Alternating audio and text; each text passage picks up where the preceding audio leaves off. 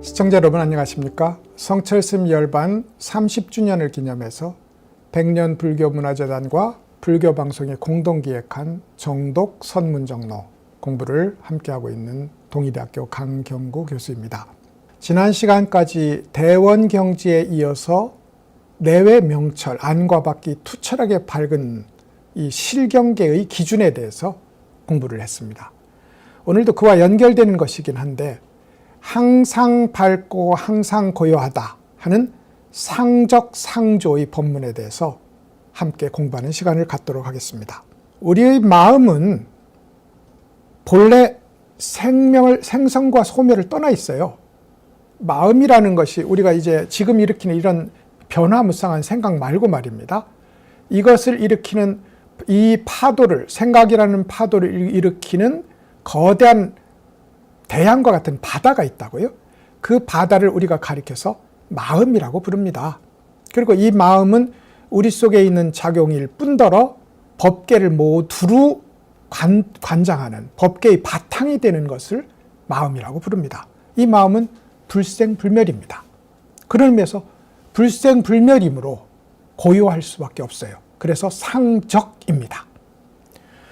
그런데 우리 마음이 인연에 따라서 이 세상의 모든 것은 인연에 따라서 존재하는데 그 인연에 따라서 무수한 방식으로 나타나는 차별적인 모습들은 허무한 것이 아니라 곧 우리 마음의 드러남이고 진여의 드러남이고 부처의 드러남이고 본래 깨달음의 드러남입니다. 그런 의미에서 우리가 다양한 차별적 모습을 갖는 세상의 현상들에 대해서 눈 감을 수 없습니다. 이 다양한 분별적 모양들을 대하면서 취사분별 12호의 마음을 내지 않는다는 것이지 그 분별에 어둡다는 뜻은 아닙니다. 그러면 보살이 중생제도도 있을 수가 없습니다. 배고픈 사람에게는 밥을 내주고 목마른 사람에게는 물을 내줘요. 그것은 배가 고픈 사람을 알고 목마른 사람을 알아야 되는 거거든요. 그런 차별적 모습을 아는 일을 가리켜서 항상 밝다, 상조하다 이렇게 표현을 해요. 그런 의미에서 부처의 마음은 항상 고요하고 항상 밝습니다. 이게 상적 상조가 의미하는 기본적인 내용입니다. 당연히 우리의 공부도 상적 상조한 이 본래의 부처의 마음을 가리는 구름을 제거해서, 이게 이제 구름에 가려 있다고요. 이게 오래된 비유입니다. 구름을 제거해서 본래 상적 상조한 지혜의 태양을 드러내는 일, 이게 상적 상조로 공부해서 상적 상조에 도달하는 공부입니다. 불교의 공부는 다 그렇다니까요. 여기서 제시된 다양한 용어들은 본래 진리가 그런 뜻이라는 동시에 이 길을 따라서 걸으라는 길의 제시이기도 하다고요. 그 이제 상적 상조의 길을 걸어서 상적 상조의 목적지에 도달한다. 이렇게 표현하면 딱 좋을 그런 이제 제목이라고 하겠습니다. 비유담을 하나 들어드리도록 하죠. 이제 사이가 좋은 한 부부가 있었어요. 근데 이제 결혼 기념일쯤 됐던 거죠. 실제로 이제 집안 환경이 좋아졌어요. 좋아져서 오늘 이렇게 집안일이 잘 풀린 것에 대해서 우리 부부가 축하를 한번 하자. 그리고는 이제 부인을 시켜서 이 창고에 담아 놓은 술독에 가서 술을 가져다 함께 축하를 하자. 그래서 가서 부인이 가서 술독을 열었어요. 그러니까 거기 보니까 그때는 거울 있기 전이죠. 어디서 예쁜 여자가 그 속에서 이 술독 속에서 새처럼 많이 웃고 있는 겁니다. 그래서 이제 부인이 화가 나서 남편에게 당신 어디 여자를 숨겨두고 이렇게 나를 배신할 수가 있느냐. 옥신각신 싸웠어요. 옆에 지나가던 친구가 무슨 일인데 그러느냐. 사정을 말하니까 내가 가서 보지 하고 가서 술독을 또 열어보니 어디서 준수하게 생긴 한 남자가 이렇게 서 있는 겁니다. 그래서 친구가 배신감에 자네가 나를 유일한 친구라고 하더니만 저 술독에 준수한 친구를 하나 숨겨두고 나를 이제까지 기만했구나 라고 이제 이야기를 합니다. 그 집에 자주 드나들던 스승이 되는 이제 스님이 무슨 일로 그렇게 시끄러우냐 하고 가서 보니 거기에 수행자의 모습이 하나 떠오르는 겁니다. 그래서 이 집에서는 나를 유일한 스승이라고 섬기더니 가만히 보니 술독에 다른 스승을 섬기고 있구나 하고서 이제 또 분해서 이 주인을 찾아가서 욕을 합니다. 아내는 아내대로, 친구는 친구대로, 스님은 스님대로, 그런 난장판이 없는 거예요. 이때 마침 눈 밝은 선지식이 지나가요. 지나가서는 무엇 때문에 그러느냐, 이런 일이 있었습니다. 그러니 같이 가서 보자 하고 가서 술독을 열어요. 그러니 거기에 선지자도 있고 아내도 있고 친구도 있고 그리고 그 집에 자주 다니는 스승으로서의 스님도 있는 겁니다. 그러자 이제 이 선지자가 자, 잘 봐라. 그리고 술독을 와장창 깨트려요. 그러니 거기 존재하던 그 그림자들이, 영상들이 일순간에 사라져 버립니다. 더 이상 싸울 일이 없게 된 겁니다. 여기까지가 고사예요. 근데 저는 여기서 하나의 해석을 더 하고자 합니다. 술독이 깨진 뒤에 그러면 남는 것은 무엇이었을까?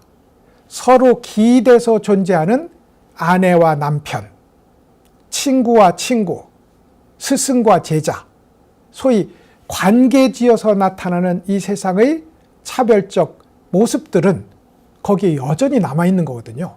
술독을 깨트렸다고 해서 그 부부, 그 친구, 그 사제, 관계는 없어지는 것은 아니단 말입니다. 이것이 이제 이 불교에 나오는 인연담에 대해서 이제 우리 상적상조의 입장에서 다시 한번 살펴본 이야기가 되겠습니다. 무슨 얘기인고 하니 우리는 시끄럽습니다. 항상 시끄럽다고요. 그런데 이 시끄러움을 재우는 것이 고요함이거든요. 어떻게 재우느냐? 우리의 모든 세상 만물이, 세상 만사가 술독에 투영된 영상과 같다라는 것을 확인한다면, 나아가서 그렇게 끝없이 헛된 영상을 비추는 그 작은 거울까지 깨트린다면 우리 속에서는 시비, 분별, 취사, 선택, 분쟁이 일어날 이유가 없다. 왜냐하면 모두 그저 술독에 비친 영상일 뿐이고, 술독이 사라지면 함께 사라지는 공한 실체가 없는 것일 뿐이므로 우리가 더 이상 거기에 일희일비할 필요가 없다. 그러니 속이 조용해지는 거죠. 그게 상적입니다. 상적. 근데 상적만 있어서는, 항상 고요함만 있어서는 불교의 전부가 아니다. 왜 그런가 하면 그러면 이 불교는 허물을 조장하는 종교냐? 차라리 이 세상의 모든 것은 무가치하니 모두 버리고 고요함으로 돌아가라고 주장하는 종교냐? 그렇지 않다 이 말입니다. 시끄러움을 제거하고 고요함이라는 것에 발을 굳건히 서서 이 세상의 다양한 사물들에 대해서 평등하고도 자비로운 눈으로 새롭게 발견하는 일, 이게 불교란 말입니다. 그래서 아까 이야기에서도 술독이 깨지고 나니 남는 건 뭐냐면 원래 사이좋았던 부부, 아내가 있으니 남편이 있는 거잖아요. 인연으로 지어진 관계입니다. 친구, 이 친구가 있으니 저 친구가 성립하는 거잖아요. 스승과 제자, 집을 찾아와서 가르침을 주는 스님이 있으니 그 스님의 가르침을 받는 제자가 있고, 거꾸로 제자가 있으니 스승이 있는 겁니다. 이렇게 인연에 따라서 형성되는 다양한 현상들, 이것을 공평하고도 밝게 비추어 보는 일, 이게 상조다 이 말입니다. 그래서 상적과 상조는 서로 함께 통일되어 있을 때, 그때 비로소 우리 깨달음을 증명할 수 있다. 이것이 이제 상적 상조에 대해 들어가기 전에 제가 말씀드린 이야기가 되겠습니다. 결국은 상적 상조라는 이 이야기는 천태의 입장에서 보면 모든 사유작용을, 분별을 멈추는 수행, 멈춤의 수행, 이걸 멈출 지자를 써서요. 그리고 관찰의 수행, 모든 차별적 모양을 평등하게 관찰하는, 인연에 따라 일어난 것임을 아는 관찰의 수행을 동시에 하는 것, 이걸 지관쌍조라고, 지관쌍운이라고 하거든요. 지와 관을 함께 운용한다 이 말입니다. 이것과 상적상조는 같은 말이라는 것을 알 수 있습니다. 그리고 그렇게 멈춤과 밝은, 고요한 멈춤과 밝은 관찰을 동시적으로 진행할 때 우리에게 비로소 중도의 세계가 남김없이 드러나게 된다. 이것이 깨달음의 현장이다. 이게 상적상조의 법문이 가리키는 바라고 할 수 있습니다. 그러니까 결국 상적상조는 견성의 다른 이름이다. 다른 표현이다. 대체적으로 우리 불교계 특히 선중에서 주장하는 것이기도 하고요. 성문은 주로 이제 선정을 많이 닦습니다. 왜냐하면 아니다, 아니다, 아니다 공을 닦거든요. 그래서 이제 성문은 아니다, 아니다, 아니다를 통해서 고요함을 많이 닦는 대신 그렇다, 그렇다, 그렇다로 세상에 인연 지어지는 것을 새로 발견하는 일에 조금 덜하다. 그래서 적에 비해서 조가, 고요함에 비해서 조가 부족하다. 이렇게 말합니다. 고요함에 비해서 통찰이 부족하다 이 말입니다. 그래서 견성하지 못한다. 이게 대승불교에서 말하는 얘기고, 보살은 분명히 여러 차별상들에 대해서 평등한 마음으로 혹은 자비한 마음으로 일일이 혹은 뭉터기로 알아차리기를 반복하지만 그에 비해서 선정이 부족한 편이다. 그런 의미에서 보살의 견성은 완전하지 못하다. 오로지 부처만이 보살이 부족한 선정을 완수해서 성문이 부족한 통찰을 보강해서 그래서 부처의 자리에 오를 때 상적상조의 경계가 나타난다. 그러므로 상적상조는 완전한 깨달음의 다른 표현이다. 이게 이제 이야기가 되겠습니다. 성철 스님이 앞에서 이제 내외명철 때도 그랬고 대원경지도 그랬는데 당연히 선종의 이야기니까 육조 단경에 그 얘기가 나왔다면 제일 반가울 겁니다. 마침 육조 단경에 상적상조에 대한 이야기가 있어서 성철 스님이 제일 먼저 인용을 하고 있습니다. 이 정독선문정로로 보면 576쪽이 되고요. 육조 단경의 인용문을 보겠습니다. 위 없는 대열반은 두루 밝아서 항상 고요함과 비춤이 함께한다. 항상 고요함과 비춤이 함께한다. 이게 상적상조입니다. 항상 상이죠. 고요함 적, 비춤 조. 이게 함께한다는 겁니다. 이게 이제 중도의 실천이고 진공 묘유의 실천이라는 겁니다. 위 없는 대열반.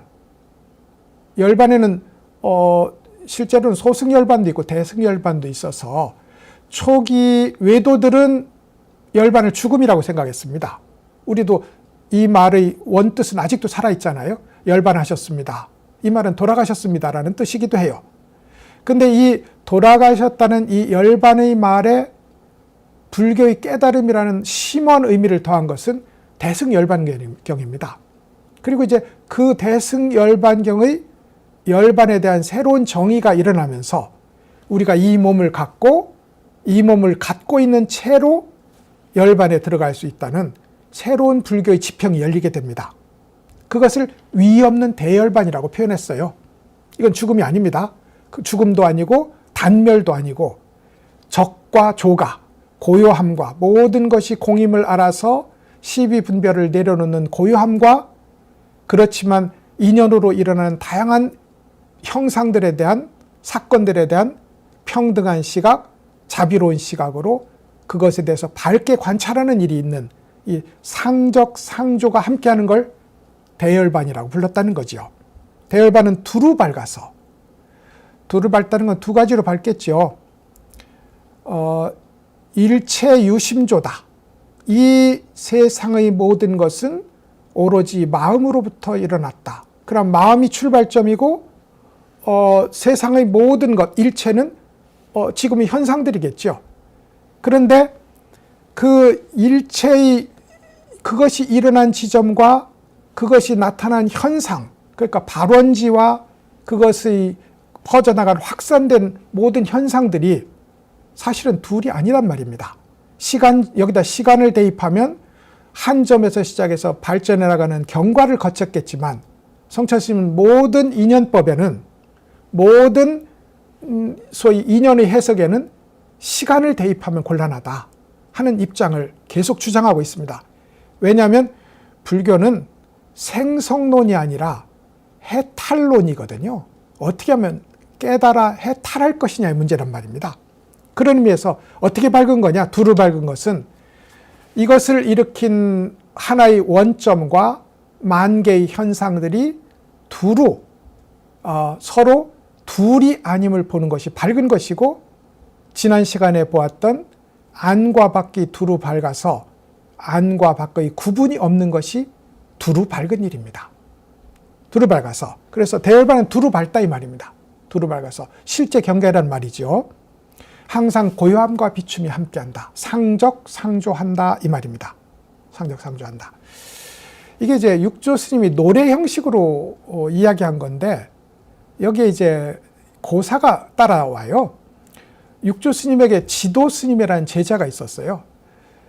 육조 스님에게 10대 제자가 있었는데, 이 10대 제자는 분명하게 이제 육조 스님의 가르침을 받는 현장에 분명하게 있었는데, 그리고 그 기록도 있는데 아마 그 뒤에 뚜렷한 영향력을 행사하지 못했던 것 같아요. 그래서 이제 지도 스님 역시 육조 단경에 보이는데 이런 얘기를 합니다. 제가 열반경을 10년을 읽었습니다. 그런데 모든 법이 다 생멸하는 것이라서, 그래서 무상한 것이다. 만약에 생멸이 모두 소멸해서 정멸이 나타나면 즐거움을 누리리라 하는 이런 구절이 있는데 아무리 봐도 이해할 수 없습니다 하고 물어요. 그래서 뭐가 이해되지 않니? 하고 물으니, 만약에 즐거움을 받는 존재가 우리의 이 육신이라면 생성과 소멸이 사라진다는 건 결국 죽는다는 일인데, 죽는 건 괴로운 일이지 무슨 즐거운 일이 될 수 있겠느냐. 이게 첫 번째 질문이고, 그런데 만약에 그 즐거움을 받는 것이 법신이라면, 법신은 존재하고 작용하기는 하지만은 우리처럼 특별하게 색수상 행식을 지각하는 것이 아니니 누가 그 즐거움을 받아서 수용한다는 말입니까? 라고 질문을 해요. 그러니까 말하자면 육체가 있는데 이 정멸이 즐겁다면 죽음이 즐겁다는 말이니까 말이 안 되고, 그리고 육체를 벗어난 별도의 법신이 있어서 그것을 느낀다면 법신은 지각 없는 존재인데 그것을 누린다는 것이 말이 안 된다. 이렇게 논리적으로 따진 겁니다. 그래서 육조 스님이 이렇게 빙그레 웃으면서 이렇게 말합니다. 누가 너더러 육신, 색신이죠. 불교적으로는. 물질을 갖는 이 몸이 진리의 몸인 법신과 다르다고 말하더냐. 법신은 우리하고 완전하게 통일되어 있는 존재지, 파도의 밖에 바다가 따로 있다고 누가 너더러 말하더냐. 이 말입니다. 말하더냐. 마찬가지로 생멸을 벗어나서 정멸이 따로 있다고 누가 말하더냐. 생성소멸을 벗어나서 불생불멸이 따로 있다고 하는 것은 논리지, 따지는 일이지, 분별하는 일이지, 실제로 체험해보면 생멸 속에 정멸이 존재한다. 색신 속에 법신이 존재한다.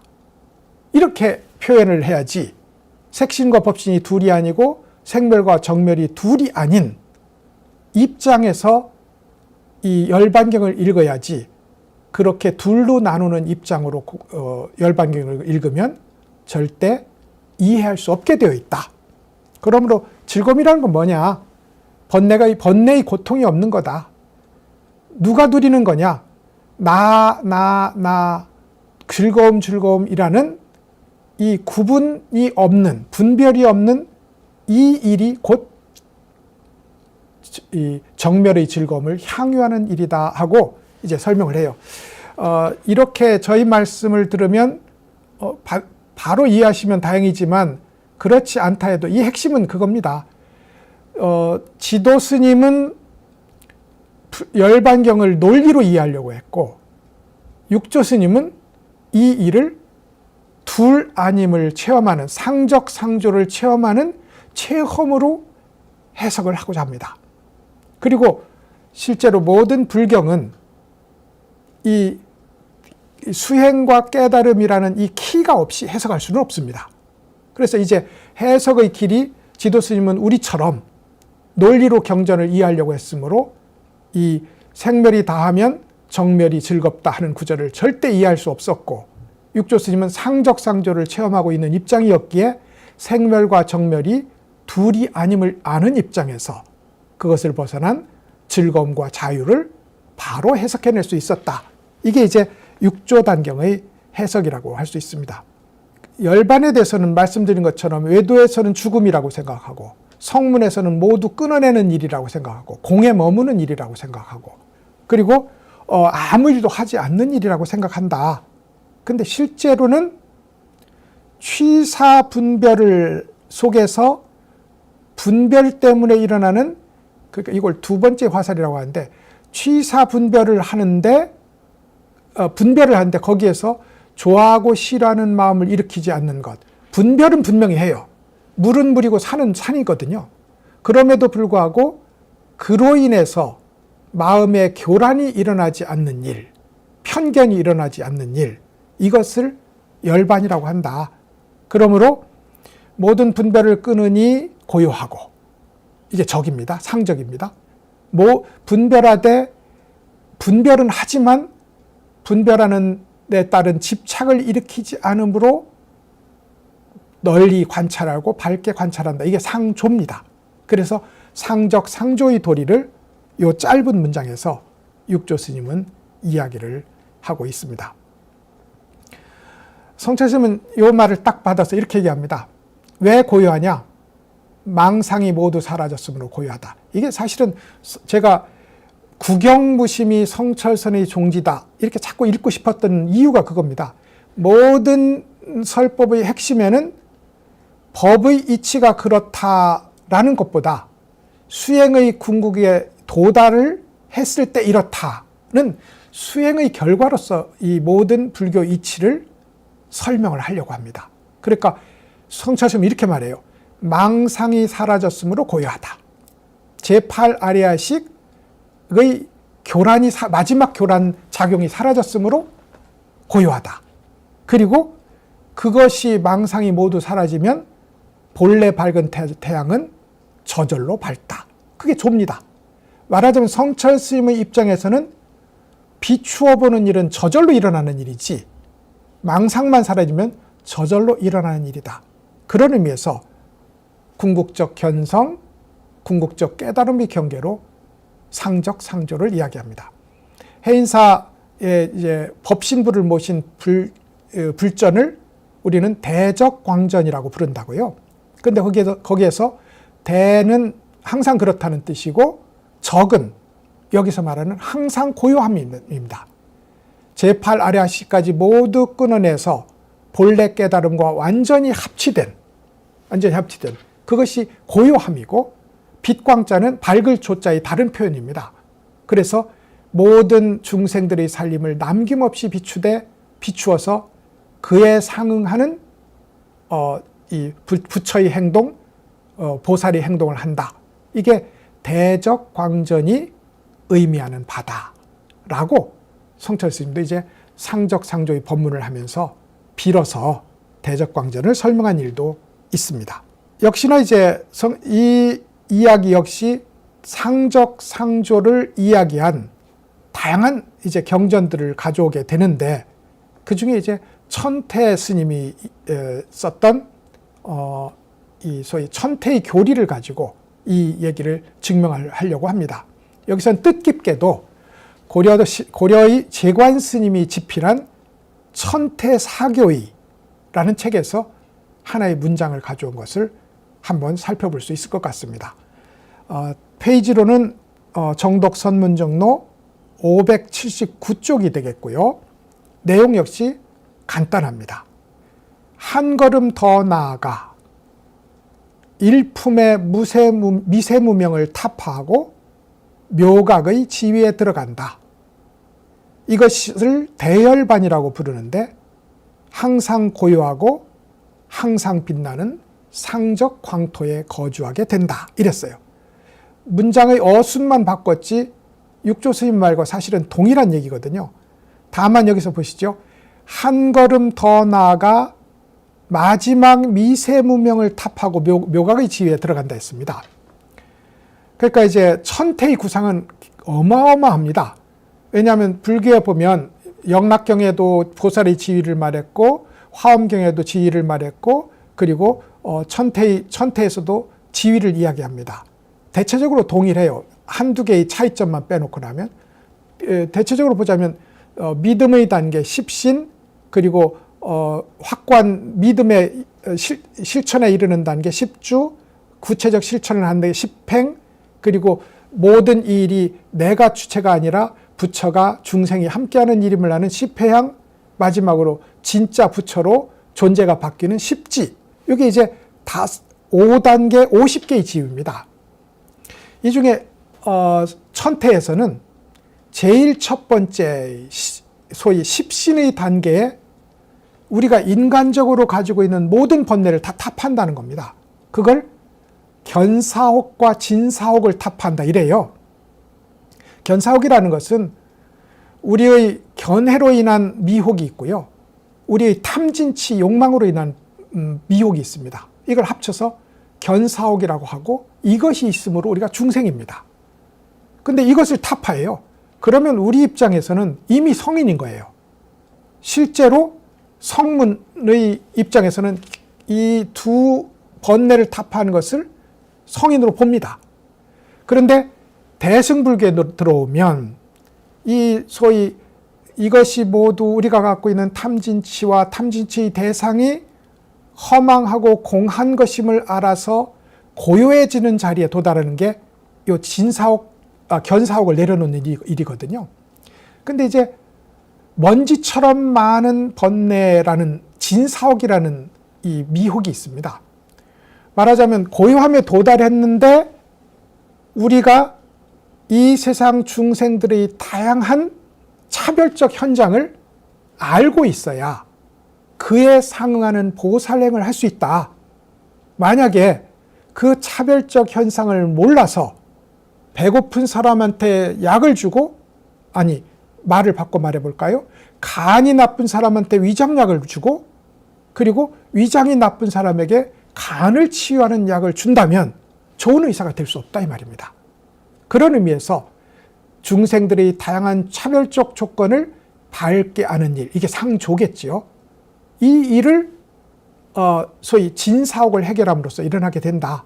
근데 천태에서는 이것이 십신에 일어난다는 겁니다. 그러면 나중에 나머지 10주에서 10행, 10회양, 10지의 40개의 지위에 뭐 하느냐? 무명을 탑한다는 거예요. 남은 무명을 탑한다는 거예요. 그 단계가 그야말로 어마어마하고 그야말로 위대한 여정이 된다는 거죠. 그렇게 40개의 지위를 거치고 나서 10지를 지나면 등각에 이르게 됩니다. 그리고 등각은 마지막 한 단계 묘각으로 올라가는 계단만 남겨두고 있어요. 이 등각의 지위에서 마지막 남은 무명의 씨앗을 버린다는 거예요. 이게 한 걸음 더 나아가 일품의 미세무명을 타파한다는 말이 가리키는 바입니다. 그럼 이제 남은 무명이 완전히 사그라졌으므로 성철스님의 잘하는 용어로 빌리자면 제8아리아식이 완전히 타파되었으므로 이것은 부처다. 그래서 묘각의 지위에 들어간다. 묘각은 열의 다른 이름이잖아요. 이것을 대열반이라고 부른다. 그리고 항상 고요하고 항상 빛나는 상조하는 상적 광토에 거주하게 된다. 이 말이죠. 언제 한번 제가 말씀드린 것 같은데 우리의 수행 지위와 우리가 갖고 있는 마음 상태와 우리가 살고 있는 국토를 불교에서는 이제 동일시합니다. 그래서 이게 신토불이라는 말이 그렇게 있게 되는 거거든요. 내가 도달한 이 수행의 경계가 그게 신이겠죠. 그게 곧 내가 살고 있는 땅이다. 뭐 그냥 인문학적으로 해석을 하자면 내 마음속에 미움을 품고 산다면 거기가 지옥일 것이고 내 마음속에 자비를 품고 산다면 거기가 극락일 것이다. 이렇게 말할 수도 있는 거예요. 근데 이제 불교에서는 보다 구체적으로 수행의 지위에 따라서 우리가 조금씩 공부해 나가는 데 따라서 국토를 이렇게 거치게 된다는 겁니다. 범부와 중생이 뒤섞여 사는, 그럼 우리가 불교도라고 봤을 때 부처님의 설법도 듣고 부처님을 흠모하고 하다 보면 우리 속에 있던 부처가 서서히 깨어난다고요.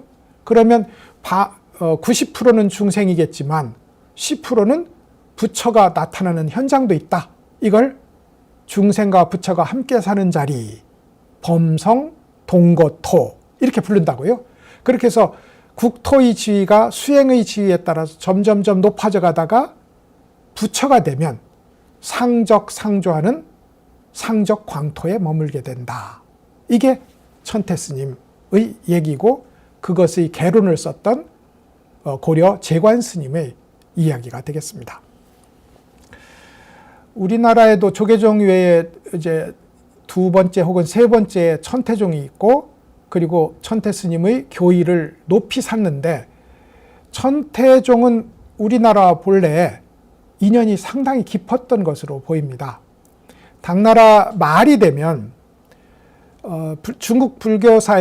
중국사에 불교를 소멸시키는 운동이 황제에서 여러 번 일어나게 됩니다. 그 중에 제일 치명적이었던 것이 당나라 무종에 의한 폐불 정책이었어요.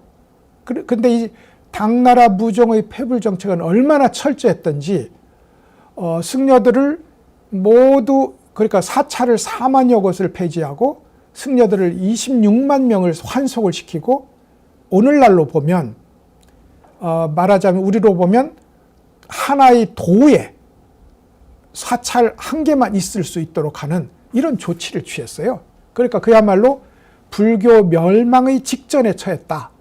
근데 그때 당나라가 무너집니다. 그리고 당나라가 무너지고 송나라가 서기까지 군소국가들이 서로 경쟁하는 시기가 펼쳐지는데 그중 오늘날의 절강성의 오월이라는 나라가 있었어요. 그분이 그야말로 불심으로 무장한 완전한 불심 국왕이었습니다. 이분이 이제 어떤 경전을 이제 아까 영가 현각 스님의 선종 영가집이라는 명절을 읽다가 어떤 구절이 해석이 안 됩니다. 그래서 당시의 고승들에게 무슨 뜻이냐 물어봐도 대충 의미만 말할 뿐이지 진짜를 알려면 고려국에 가서 그곳에 남아있는 천태의 교전들을 역수입해다가 봐야 됩니다. 이런 얘기를 해요. 그 말은 그 당시에 중국에는 천태종의 전적을 찾아볼 수 없었다는 뜻이 됩니다. 불교의 소멸 정책이 얼마나 강력했으면 뭐 말할 것도 없죠. 불상을 녹여서 동전을 만들었으니까요. 그러니까 뭐 그 불교 회멸의 정책이 얼마나 강력했는지 천태종의 전적들이 다 사라졌어요. 그것을 이제 고려에 가지러 옵니다. 사신을 보내는 거죠. 그때가 고려 광종 때였습니다. 근데 이제 광종만큼 중국하고 교류가 아주 빈번했던 임금도 없었거든요. 국제 정세를 잘 읽었고 선진 문물을 어떻게 쓸 수 있는지를 알았던 사람이고 우리가 잘 아는 것처럼 쌍기라는 인물을 등용해서 과거제를 시행한 그런 국왕이기도 합니다. 근데 이제 광종 국왕이 이 재관 스님을 중국에 파견을 합니다. 천태종의 전적을 가지고 와서 그리고 이제 거기 가서 천태종을 연구하고 나중에 잘 돌아와라 하는데 재관 스님이 그곳에 가서 쓴 책이 천태종 개론이라고 할 수 있는 천태사교이에요. 이 책은 지금의 중국 불학원, 불교대학이죠. 중국 모든 불학원에서 거의 교재로 택할 정도로 중국 불교의 엑기스를 그대로 담고 있는 전적인데 이게 고려 스님, 재관 스님의 저술이다 하는 것을 우리가 좀 기억해 둘만 할 것 같습니다. 이 천태사교에 나오는 문장이 바로 미세무명을 타파하고 묘각의 지위에 들어가고 그리고 그 상적상조의 자리에 이르면 항상 빛나는 상적광토에 거주하게 된다는 설법을 우리가 이렇게 살펴보았습니다. 아까 말씀드린 것처럼 수행의 지위와 국토의 성격이 달라진다. 그래서 우리가 처음 수행에 임했을 때는 성인과 범부가 함께 살아가는, 우리 마음속에서도 그렇고 이 세상도 그렇고, 성인과, 예를 들어서 사바세계는 중생들이 살고 극락세계는 성인들이 산다면 뒤섞여 있거든요, 이 공간에. 그런 의미에서 범부와 성인이 함께 사는 땅, 국토, 범성, 동고토라고 불렀고, 마지막 부처가 되어서 살아가는 땅을 상적 광토라고 불렀다고요. 저 앞에는 두 개의 국토가 더 있는데, 하나는 세상에 대한 집착을 모두 내려놓았지만 세상에 대한 사랑으로 다시 나오지는 못한, 전문적인 용어로 빌리면 견사혹은 끊었지만 진사혹은 남아있는, 그것을 방편유효토라고 부르고요. 성문들이 여기 속하겠죠? 방편유효토. 그리고 보살이 되어서 이제 중생들이 사정을 하나하나 경청하고 읽어나가고 가장 적절한 약 처방을 아는 지혜를 갖춘 자리를 실보무장의 토 혹은 실보토라고 부릅니다. 실상의 법을 실천해서 뛰어난 보신을 얻어 장애 없이 중생제도에 임한다는 뜻이 됩니다. 이렇게 해서 이제 4개의 국토가 있는데, 열애가 사는 상적광토가 상적상조하다 하는 이 얘기가 천태사교의 핵심 주제가 되겠습니다. 이렇게 해서 이제 천태 스님의 이야기를 개설로 정리했던 제관 스님이 천태사교에 나오는 상적광토에 대한 말씀을 한번 살펴보았어요. 그리고 나서 이제 그러면 천태종이 그렇다면, 이제 성철 스님이 논리는 이런 거죠. 선종의 원조인 육조 스님도 상조가 깨달음이라고 했고, 천태종에서도 상적상조가 깨달음이라고 했다면 화엄은 어떨까? 이렇게 물어보는 겁니다. 그래서 바로 화엄 진관 스님의 화엄경에 대한 해설서의 문장을 가져옵니다. 그 문장에서는 이렇게 얘기합니다. 이 자리에 이르면, 이 자리라는 것은 이 관조, 우리가 수행을 해서 열반 삼덕이 있어요. 열반을 하면 3가지의 덕성이 일어납니다. 하나는 법신덕, 하나는 해탈덕, 하나는 반야덕이에요. 요게 3가지의 요 얘기가 마치 마해수라 천왕은 하늘의 마해수라라고 불리는 천왕이 있거든요. 그 천왕은 우리의 이 두 눈과 그 중간 사이에 중간 눈이 하나 있어요. 그래서 이걸 3눈을 가졌어요. 이걸 가로로 연결해 봐도 가로로 연결 안 되고, 세로로 줄을 그어도 세로로 연결이 안 되지만 삼위일체로 하나로 구성되어 있는 것이 마해수라 천왕의 눈입니다. 근데 이렇게 법신과 해탈과 지혜를 완전하게 성취하면 모든 장애가 고요함이 된다는 겁니다. 그러니까 고요함 밖에 장애가 따로 있는 건 아니고요. 고요함이 소위 이렇게 열발을 닫고 공함을 완전히 파악을 하고 나면 나에게 삿대질을 하든 욕설을 하든, 그리고 나를 와서 찬양을 하든, 그 칭찬과 비난에 늘 그것이 실체가 아님을 알아서 움직일 일이 없다는 겁니다. 이게 상적이에요. 그러니 모든 장애가 고요함 아님이 없다 이 말입니다. 그 다음에 이제 그렇게 이 공부를, 소위 아리아식을 꺼내는 공부를 마치고 나면 모든 이치가 밝게 비치지 않음이 없다. 세상의 모든 일들이 불법이 드러난 이치다 이 말입니다. 그래서 세상의 사소한 일, 밑으로는 똥막대기로부터 위로는 부처의 소위 백호 광명에 이르기까지 그 어떤 것도 부처의 이치 드러나는 것 아님이 없다. 이래서 상조가 된다고요.